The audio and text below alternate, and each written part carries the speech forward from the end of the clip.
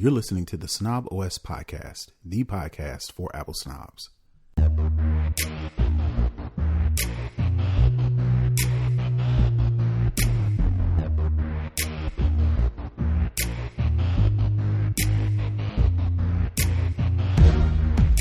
Yo, this is Terrence Gaines, aka Brother Tech. And this is Nika Montfort, aka Tech Savvy Diva. And welcome back to the Snob OS Show, the show for Apple snobs, where we talk all things Apple and then some. We definitely want to thank you back. This is episode 275 of the Snob OS Show. As per usual, we want to thank everybody that's been listening to us for thus far. We definitely want to send a special shout out to all of those who are supporting us financially. Please, if you want to become a financial supporter, please go to patreon.com/snoboscast and support us financially. As a thank you, you'll get access to the show early. You'll get access to live content. You'll get access to exclusive content that we don't air on this regular show that airs on Friday. So definitely go show us some love, say thank you, show support so we can keep this train going. So we're definitely going to keep the train going by starting off with a lowdown where we talk all things Apple. First thing we're going to talk about is we talked about in the pre-show, we talked about the CrowdStrike outage. We're not going to go on that any deeper because the earth should know by now what happened with CrowdStrike. But we do want to talk about guess who that was not affected by CrowdStrike. Anybody or any servers that run on Linux was not affected. Also, any Macs were not affected by CrowdStrike. Now, that sounds dope to say, but maybe not be the flex that we think it is, because not too many enterprise grade, worldwide, global environments run purely on Mac servers. There are some companies that do it. Of course, Apple probably does it. Surprisingly, I bet Apple probably has some of their data farms that run on PCs. That's a little inside baseball, but there are some services out there that'll enable you to run your whole environment off of a server that runs off Mac Minis. You know, Mac Minis have always been good for running as servers. I actually run one as a quote unquote server from my house. But all that to say, Macs were not affected at all. Linux wasn't affected at all. The CrowdStrike software runs primarily exclusively on PCs. So any company out there that runs a PC server that also has CrowdStrike on it affected all those, which is why most everything was shut down earlier this week, late last week. So just want to get your thoughts on, should companies start to think of splitting up some of their server farms and data farms and having them run on Windows and on Linux and on Mac? Or is this just a blip that was eventually going to happen and the companies will right themselves? But since PCs are so cheap, since PCs are so widely used, they're going to maintain or continue to be the main use for global enterprise server systems. I think PCs are going to be continued to be used for the primary reason that you said. They're cheap. I mean, it's not very expensive unless, if you think of running a full on, Mac enterprise level system. There are some companies that do it, even though they probably have some part of their infrastructure on Windows. There are some companies that, mostly have use either Mac or Linux. But what I think will happen is there are probably some software engineers in these companies working on tools that will allow them to, because like you aren't on the pre-show, but if you are a Patreon supporter, you would know that you had to manually, reinstall these machines in safe mode to be able to get them, out of this loop, so to speak. And it's one of those things where I think there's probably some tools teams, most of the tools teams in these companies are working on some sort of in-house tools to be able to remedy some of these issues. I think they are going to likely have a little bit more diversity. I know that's like a word you're not supposed to use, but diversity in their infrastructure. I think, there are a lot of solution architects who are very busy, who are going to be very busy the rest of the year. There are a lot of tools teams that are going to be very busy as well, because replacing enterprise level hardware and software is going to be very expensive. And that's not going to be a financial burden that these companies are going to want to take on, but they are going to want to be able to find ways that they can mitigate these types of things from happening again. And I think that's going to be on the infrastructure side and maybe some software tools that they create in-house to be able to manage this type of thing.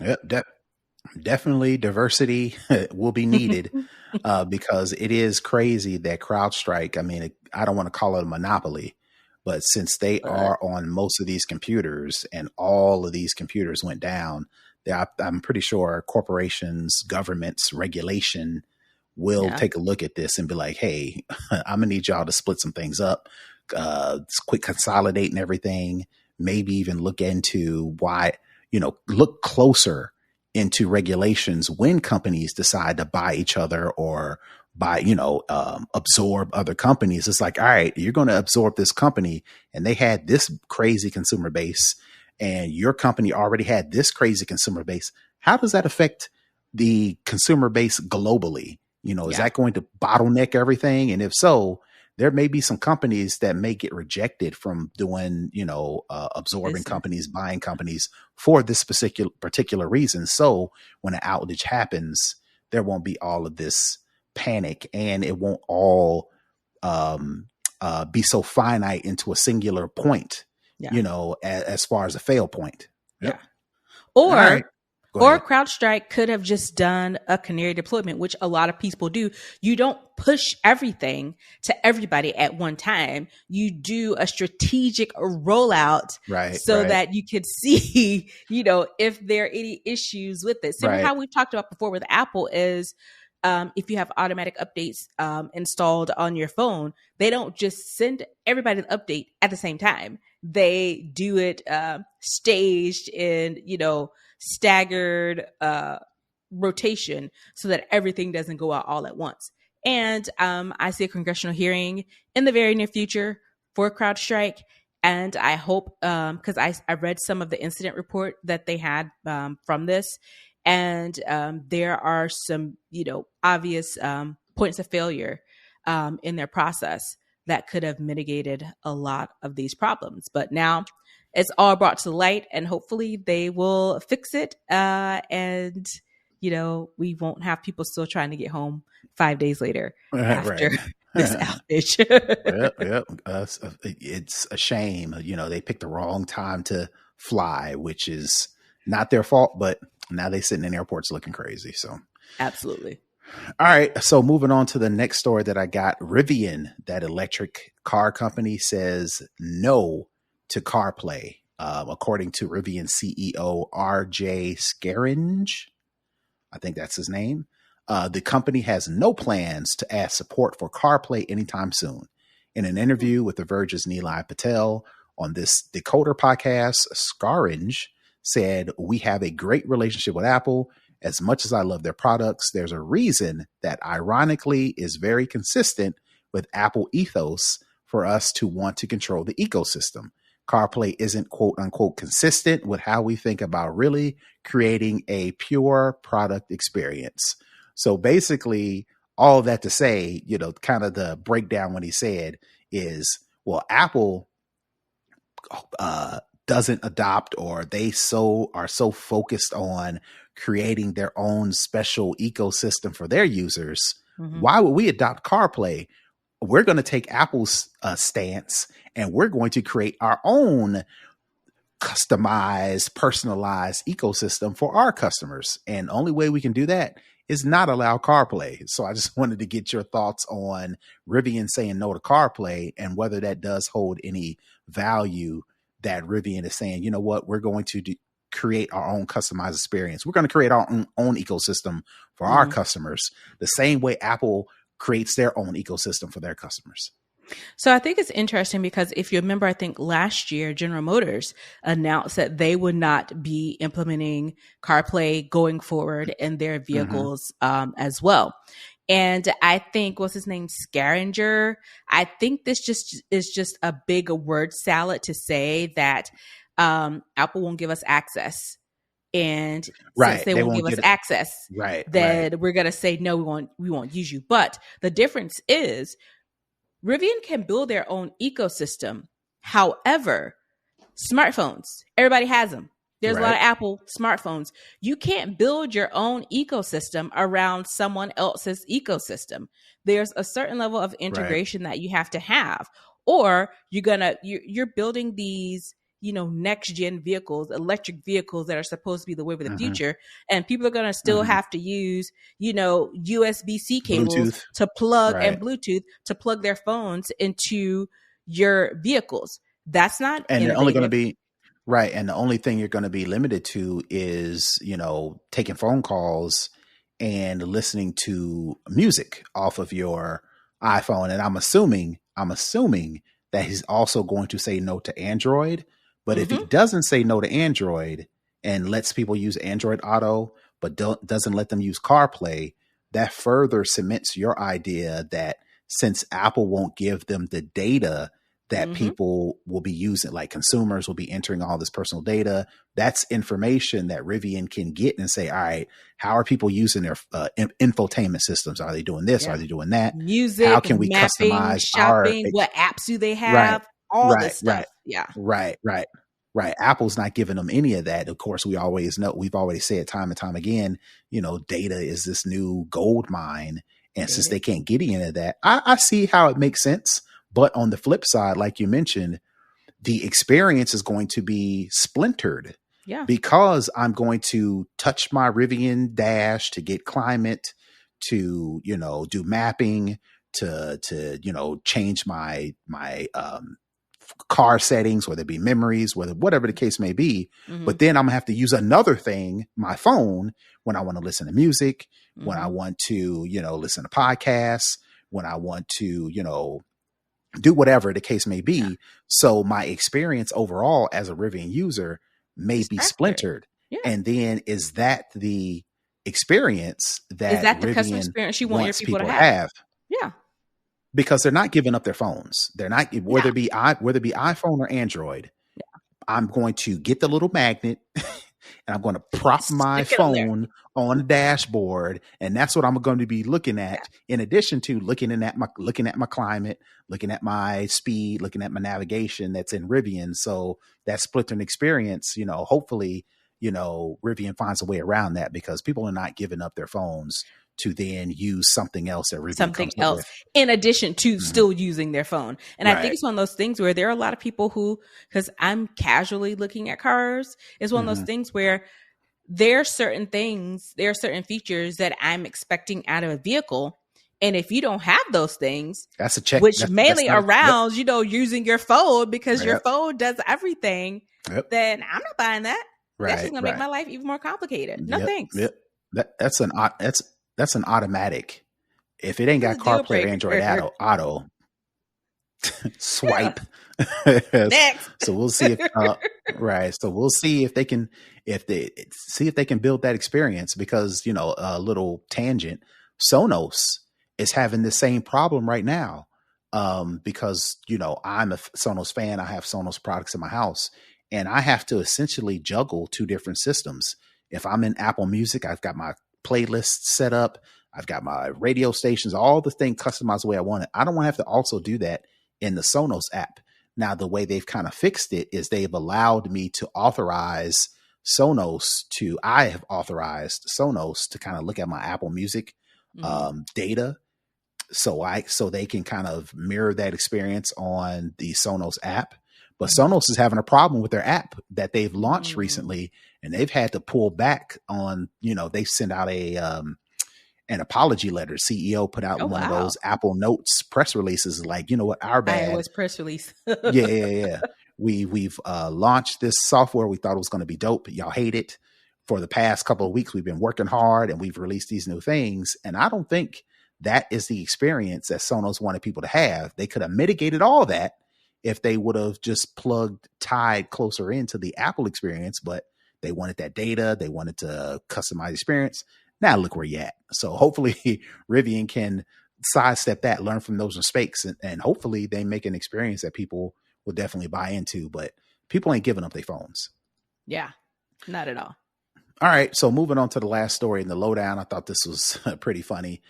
We talked about the Batterygate settlements, and we talked about the ability for people who had, I think, iPhone 17.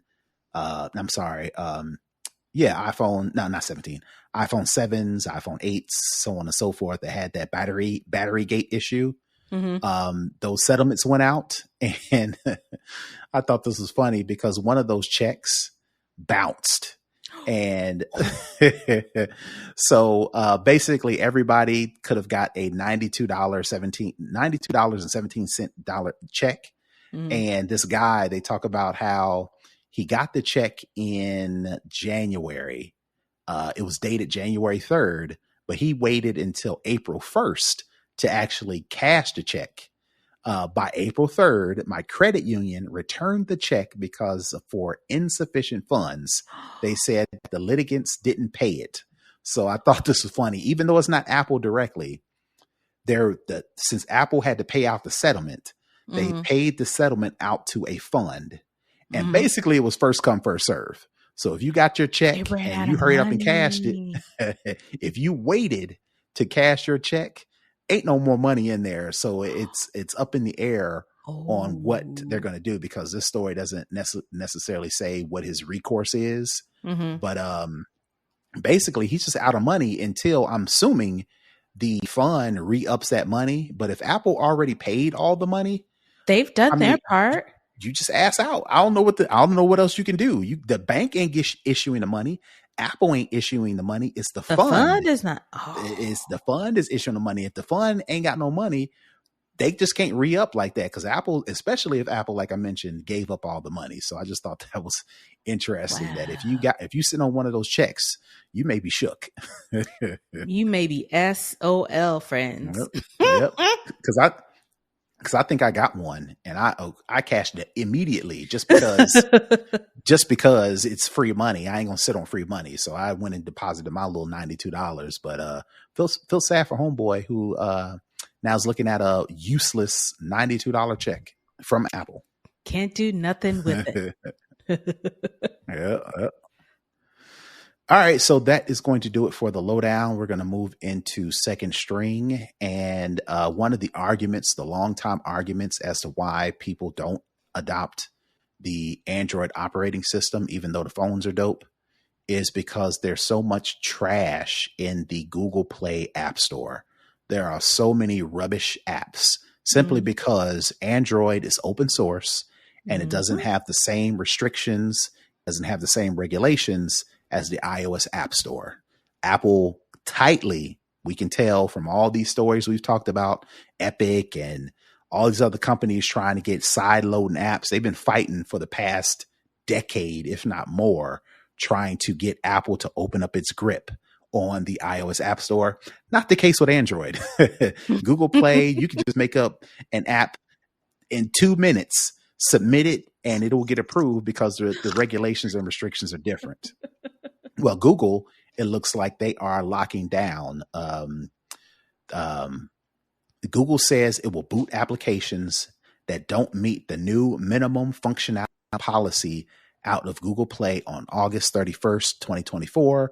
Of course, that depends on Google actually doing that. But they have sent out the threat to say, yo, if your app is whack and it's weak and it doesn't do anything and it sends firmware and it sends spyware and does all these crazy things Android apps have been known to do, if you're still doing that by August 31st, we're kicking your app out. So I just want to get your impression on will Google actually follow through on this threat?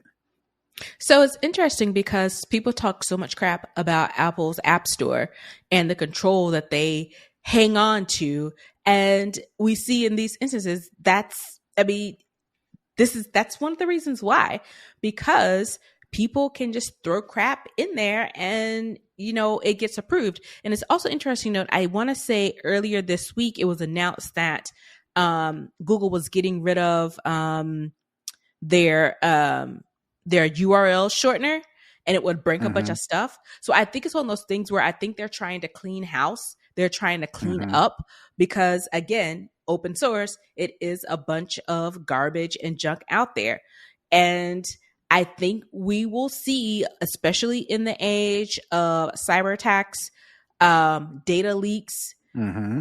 that are, just hitting us almost every single day. It feels like people are And more, going to, and to add on to that, more Mhm. people only source of internet connectivity is their phone. Right, And most of those people do not have six, seven, $800, $900 to buy an iPhone, but they right. do have $200, $300 to buy an An Android. Android, So just right, want to add that tidbit as well. Yeah. right. And so it's one of those things where starting to put those constraints on their environments to protect their consumers. I mean, honestly, I don't know what took them so long to get to this point, but it's the right Mhm. move. It's a smart move because, like I said, it's almost like every other week there's some huge data leak, data Mhm. breach, security strike or hack.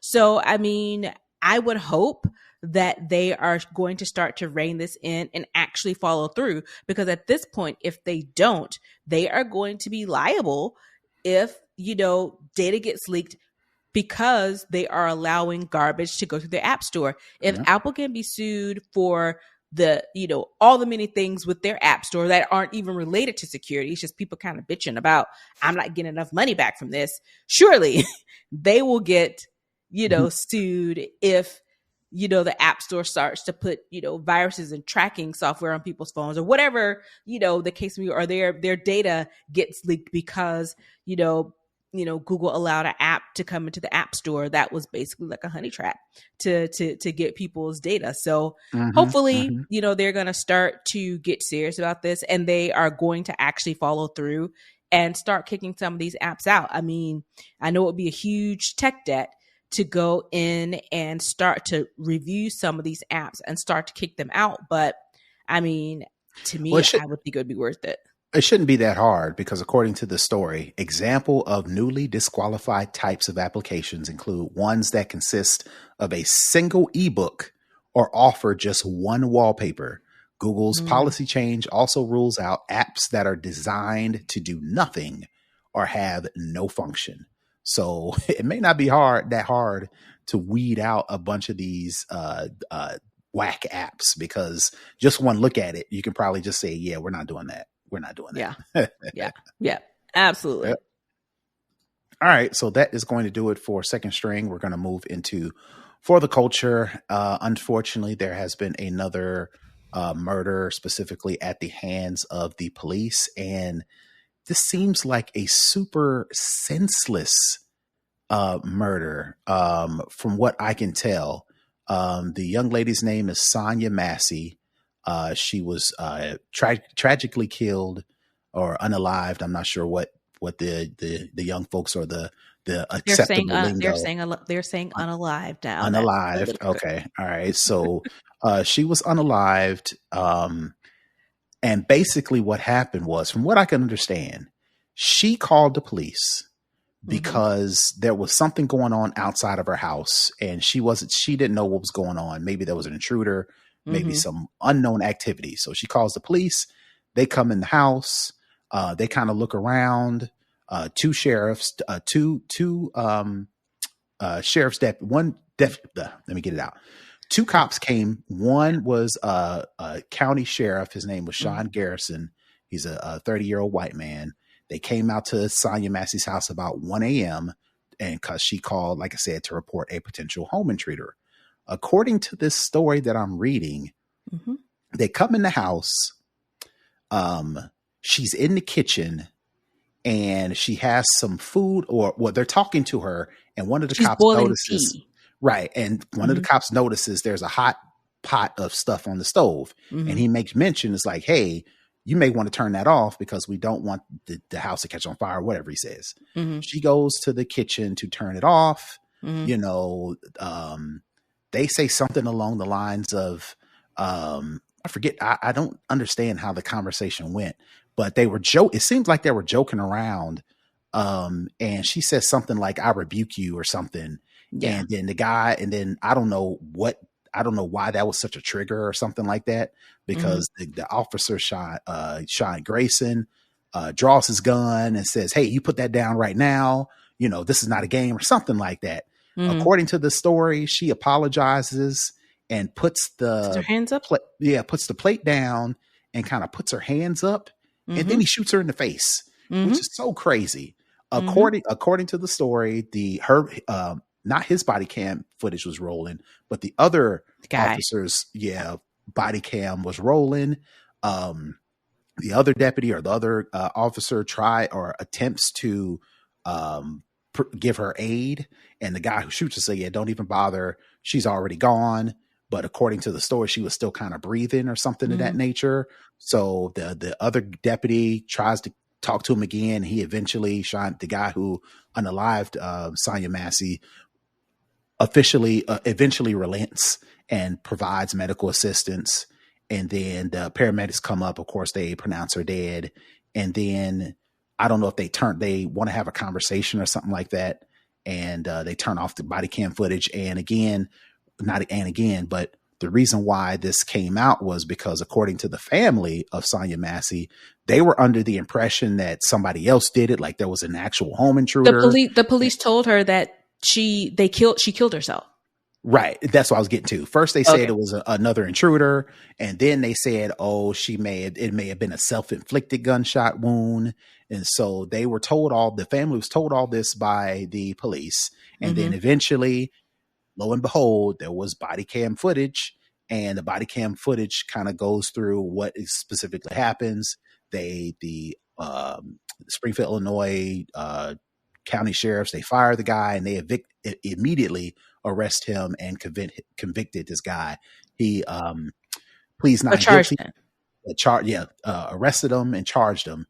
He pleads not guilty, and that's where we stand now. So I just wanted to get your take on, not more importantly, equally as importantly, according to what I've read about this dude, Sean Garrison, he had been to 3 or 4 different police office. 5. He's been moved around a lot. And I get the impression that he was just shifted from one place to another for other incidents. Of course, not this serious, but he's been able to not be a good cop that we know of. Has been lackluster, but at the same time, he's just been able to go to one police force after another. So my concern is, why is it so hard? Why is it so easy to be a cop these days when you've got all of these serious issues going on, all of these scenarios that cops have to deal with on a daily basis? I'm not saying their job is easy. I think their job is incredibly hard. Shout out to the people that are doing it. They're trying to do it right, and they're trying to do it every day. But in general, I think it should be harder. One of the hardest jobs to get should be a police officer, especially with all the things and potential threats they have to deal with. And when something like this goes wrong, there should be immediately, even before that, there should be, SOC evaluation. Well, I don't know what it is. I'm not a professional police officer myself, so I don't know what kind of training they go through, but it don't seem like enough. So I just wanted to get your take on the whole scenario and then what you think should happen next. It's not enough. I think in order to be a barber or a cosmetologist, you have to have more training than it takes to be a police officer. I think most police training academies are like 6 weeks. I think it takes like 8 to 12 to become a barber or a cosmetologist. And then you have to go to the state to get licensed before you can even practice. And you have to have a certain amount of training hours before you get that. So no, it's not enough training. That people who have the lives of other people in their hand on a daily basis, it's not enough training. There needs to be more. And as far as this whole horrendous case, I first heard about this before the video came out. This apparently happened back, I think, on July 6th. Mm-hmm. And the only reason we know about this now is because the police department would not release the tape. They wouldn't release the body cam footage. And we're just now getting the body cam footage almost a month later. And what happened, from what I can tell, is the officer who shot Sonya Massey didn't turn his body cam footage on, his body camera on, but the other police officer did before they went in. Mm-hmm. And this Sean Grayson didn't know that. Mm-hmm. So when they knock on the door, she says, "Don't hurt me." And they both say, "Why would we hurt you? You called us." And so it's one of those things where, again, like you mentioned, it was, I think she had a boiling water. I think she was going to make some tea. She was anxious, I'm sure, nervous, I'm sure, because, I personally don't know if something like that happened, if I would call the police myself because of the danger that's involved with it. Especially, I am a licensed and legal gun owner. So that always adds another layer to, am I a threat? Right. And someone who I call to help me. So that's already, it's like things that are like stacked, against you about. Because you are a legal gun owner. So you should be able to let the cops know that say, hey, I just want to let you know I'm a licensed concealed carry gun owner. My gun is so on and so forth. And that should be it. You should be like informing them of what the status is. But in telling doing them so, makes you in doing so, will that automatically make you a threat in their eyes? And we can pretty much say for a certain amount of assurity that it will. Yeah. And so it's the thing where I don't know how the situation, based on the footage, I didn't watch the video because I don't need to see another Black woman murdered in her home. Me neither. And it's been flying over the timeline. I've been turned on, turned off the automatic play feature on videos because some stuff, people just put it out there. And it's just like, what the hell? Have some couth about yourself. You're putting traumatic events on the timeline, not even caring about who could see this or what the trigger could be. So I haven't seen it. I've read, some of the things about it. And, that's how I have the context that I have. What I don't understand is, her, I rebuke you or whatever. They can joke, but she can't joke. Or even if she was serious, you mean to tell me that you're so threatened by a pot of boiling water that you have to shoot this lady in the face? I mean, in the face. Yeah. And then when the other cop comes in, because he was checking the house to make sure everything was safe, and he sees this woman lying on the floor, bleeding to death, and he's trying to help her. He's like, nah, she ain't worth it.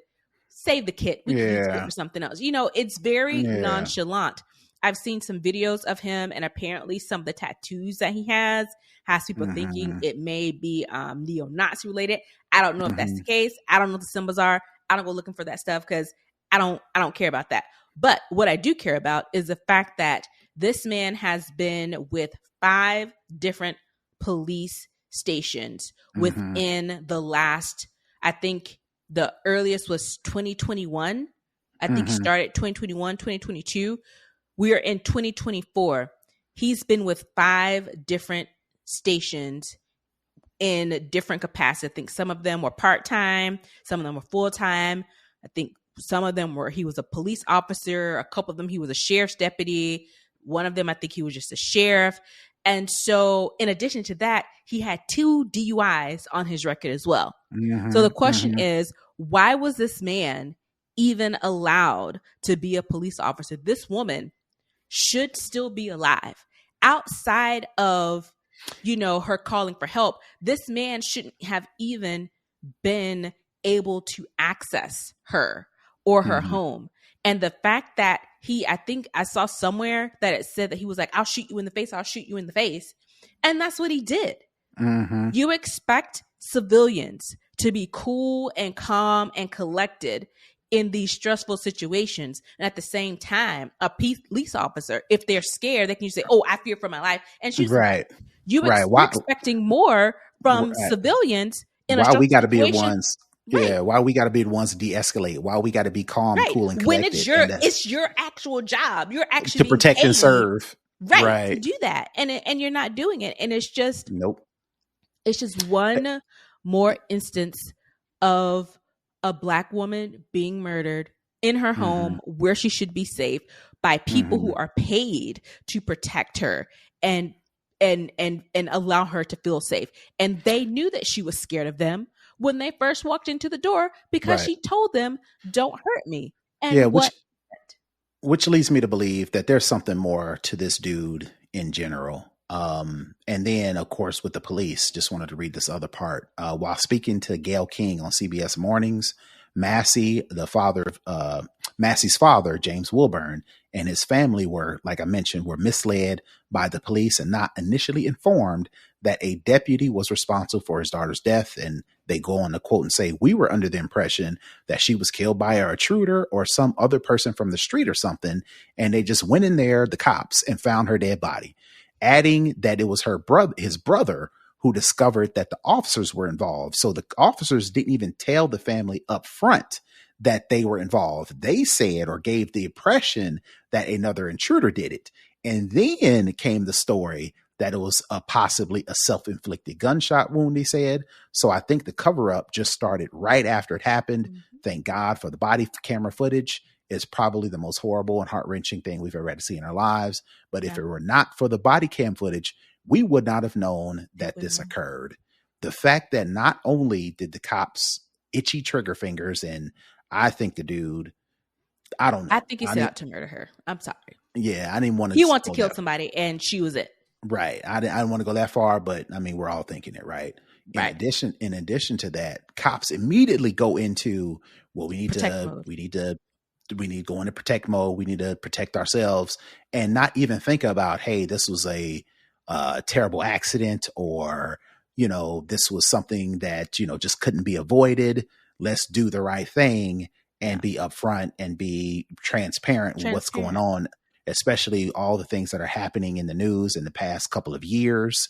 We need to, they're still going through the same after George Floyd, after the same Orlando Castiles, same Breonna Taylor, Atiana Jefferson, same thing. The same MO. Same thing. Nothing's changed. Nothing at all has changed. After, you would think, at the very least, cops would be like, all right, here's the new game plan. We have to do this differently. We have to do this different. If you want to keep your job, if you want to keep your status, if you want to keep us doing whatever, this is the new game plan. They ain't even changed the game plan since day one. And I think that's telling. And the really, really sad thing about this is this family is going to sue, which they should. Mm-hmm. If I were them, I would sue every last single police station that passed them around. Them around. I'd sue every last single one of them. And the sad thing is, they're going to sue, they're going to win, and they're going to win a lot of money.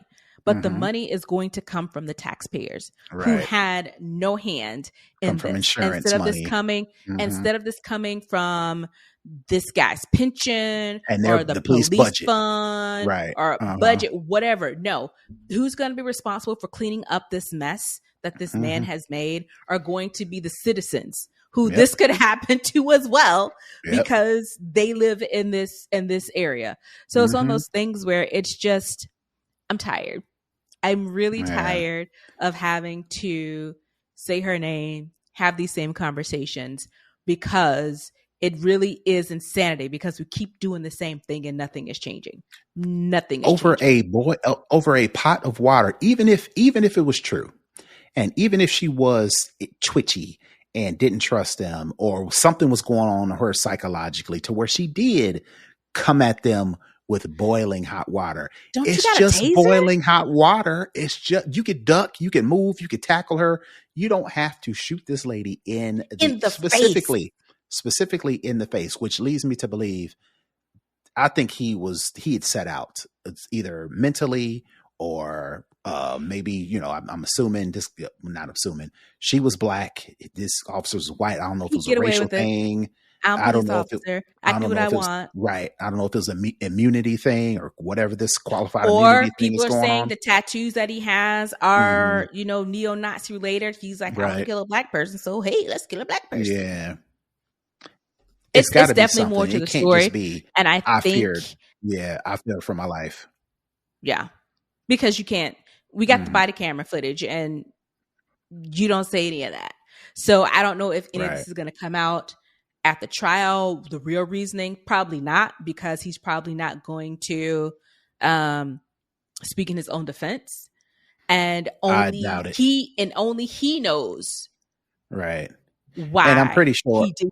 And the other cop wasn't even in the room, so he can't even say. He maybe can give some context, into the day, maybe what was leading up or how he was acting. But again, he's not likely going to go against another cop. I don't know. Maybe well, I think I don't know.